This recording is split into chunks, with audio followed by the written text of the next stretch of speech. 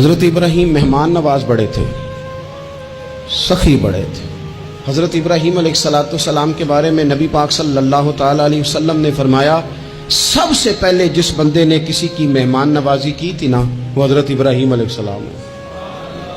اس کا ایک معنی علماء نے یہ بھی اس حدیث کا بیان کیا کہ جس نے سونی کر کے، مسجہ کر کے، خوبصورت کر کے، تیار کر کے، عزت کے ساتھ، آنر کے ساتھ کسی مہمان کو سب سے پہلے کسی نے اس اہتمام سے کھانا کھلایا، وہ حضرت ابراہیم علیہ السلام ہے۔ زبردست مہمان نواز تھے، زبردست۔ اپنے گھر کے 4 دروازے بنائے ہوئے تھے، 4، اور فرماتے تھے میری خواہش ہے کہ چاروں طرف سے مہمان آئیں، روٹیاں پکتی رہیں، دنیا کھاتی رہے، دنیا آوے کھا کھا جاوے، راضی ہوئے بلا، آئیں لوگ کھائیں، یہ میری خواہش ہے۔ روٹی کھلاؤ، روٹی کھلاؤ، روٹی کھلاؤ، لنگر کھلاؤ۔ حضور صلی اللہ علیہ وسلم سے پوچھا گیا، یا رسول اللہ بہترین مسلمان کون ہے؟ تو حضور نے فرمایا جو سلام لینے میں پہل کرے اور کھانا زیادہ کھلائے، کھانا کھلائے، جو جس کا مزاج ہو کھانا کھلانے کا، طبیعت ہو کھانا کھلانے۔ حضرت ابراہیم علیہ السلام اتنی مہمان نوازی کرتے کہ نبی پاک صلی اللہ علیہ وسلم نے فرمایا، یہ ترغیب و ترہیب میں موجود ہے۔ حضور علیہ السلام نے فرمایا کہ اللہ تعالیٰ نے حضرت ابراہیم علیہ السلام سے ایک دفعہ فرمایا، ابراہیم یہ جو آپ کو اپنا خلیل بنایا ہے نا، یہ اس لیے بنایا ہے کہ آپ کے دل مخلوق کے حق میں بڑے نرم ہیں، آپ مہمان نوازی بڑی کرتے ہیں، اور کبھی کبھی مشکل حالات ہوتے ہیں نا، ٹف حالات، ان میں بھی مہمان نوازی کرتے، ان میں بھی پانی پلاتے، کھانا کھلاتے، لوگوں کو اس دور کی ضروریات کے مطابق لوگوں کو دیکھتے۔ ہمارے نا پورا باب ہے حدیث پاک میں، بخاری مسلم میں، کہ بندہ ہمیشہ دل کا غنی ہوتا ہے۔ دلوں میں کبھی گنجائش بن جائے نا، دلوں میں، تو جیبوں میں بھی اللہ بنا ہی دیتا ہے۔ اپنے دلوں میں گنجائش بنائیں لوگوں کے لیے، اپنی طبیعتوں میں گنجائش۔ ہماری طبیعتوں میں گنجائش نہیں ہوتی۔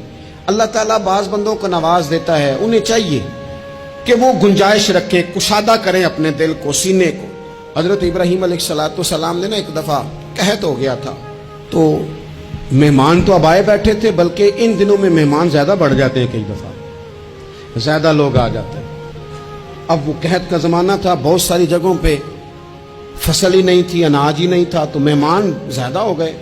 اب حضرت سارہ جناب ہاجرہ گھر میں موجود ہے اور لوگوں کی لائنیں لگی ہوئی ہیں۔ حضرت ابراہیم علیہ السلام کا مصر میں ایک دوست تھا، حضرت حکیم الامت نے اس کو لکھا ہے، آپ نے نا اس کو کچھ سامان بھیجا، بوریاں بھیجی، فرمایا یار تیرے پاس گندم ہے تو ذرا گندم کی بھر دے بوریاں، مہمان بڑے آ گئے ہیں، روٹی کھلانی ہے لوگوں کو۔ حضرت ابراہیم نے وہ چند بوریاں اپنے اس مصری دوست کی طرف بھیجیں کہ گندم کی بھر دو، مہمان زیادہ آ گئے ہیں تو یہاں تو قحط ہے۔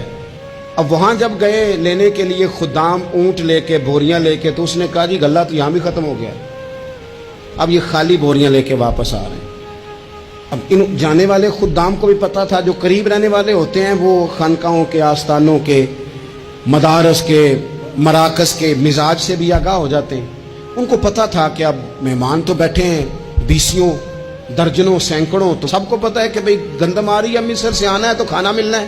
اب بوریاں جب خالی آئیں گی تو بڑا مسئلہ بن جائے گا، ان کے تو دل کمزور پڑ جائیں گے۔ انہوں نے کہا کہ تسلی دیتے ہیں، ان کو تسلی دیتے ہیں۔ رستے میں نا کچھ ریت بوریوں میں بھر لی تاکہ فوری طور پہ دیکھنے والے پریشان نہ ہوں، ریت بھر کے لے جاتے ہیں اور پھر جا کے آرام سے رکھ دیں گے۔ پھر حضرت ابراہیم سے گزارش کریں گے، غلہ نہیں ملا، وہ ایک خوبصورت سا آواز کریں گے، لوگوں کو دلوں کو تسلی ہو جائے گی، اور پھر اگلا بندوبست کر لیں۔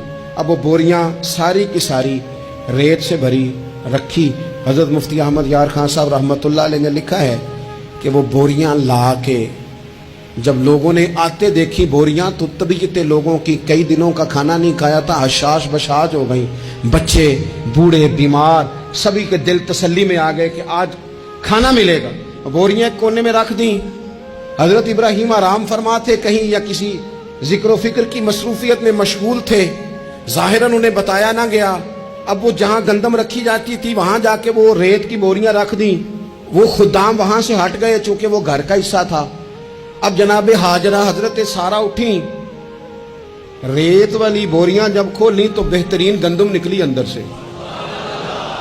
اللہ تعالیٰ جب رزق دیتا ہے تو پھر بغیر، اور واللہ خیر الرازقین، بہترین رزق دینے والا اللہ ہے، سب سے بہتر رزق دینے والا۔ وہ کھولا ان کو، بہترین گندم نکلی. انہوں نے فوراً کنیزیں جو تھیں ان کو بلایا, گندم پیس لی گئی. اسی وقت کھانا پکنے لگا. حضرت ابراہیم تشریف لائے, کھانا چل رہا ہے, لوگ لنگر کھا رہے ہیں. اب وہ خدام بھی پریشان تھے کہ بھئی ہم تو لائے تھے ریت, یہ گندم کیسے آ گئی. حضرت سارا اور جناب ہاجرہ قریب آئیں تو خواتین بعض اوقات گھر والوں کو گائیڈ کرتی ہیں کہ یہ والی سبزی بڑی اچھی تھی, یہ والے چاول بڑے اچھے ہیں, یہ جو گندم آپ لائیں یہ بڑی اچھی ہے. تو وہ تھوڑی سی گندم ہاتھ میں پکڑی جناب ہاجرہ نے, جناب سارا نے, حضرت ابراہیم کے سامنے کر کے کہا یہ جو آپ کا مصری یار ہے نا, یہ جو مصری یار نے گندم بھیجی ہے نا, مصری یار نے, کیا بات ہے, خوشبو بھی اعلیٰ ہے, پکانے میں بھی اچھی ہے, 2 لقمے روٹی کے چکے ہیں, ذائقہ بھی کمال ہے, یہ جو آپ کا مصری یار ہے. حضرت ابراہیم کہنے لگے چپ کر جا, یہ مصری یار نے نہیں بھیجی, یہ میرے عرشی یار نے بھیجی ہے.